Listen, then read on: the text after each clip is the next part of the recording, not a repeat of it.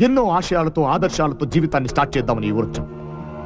కానీ అప్పటికే కక్షలతో ఉడికిపోతున్న ఈ ఊరు నా తండ్రి శవంతో నాకు స్వాగతం పలికింది. ఆవేశంతో ఊగిపోతున్న వాళ్ళని చూశాను. కన్న తల్లుల కడుపు మంట చూశాను. రగిలిపోతున్న యువతను చూశాను.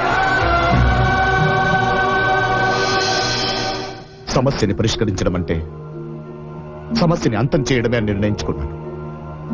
మొత్తం మార్చేద్దామని వచ్చాను. నేనే మారిపోయాను.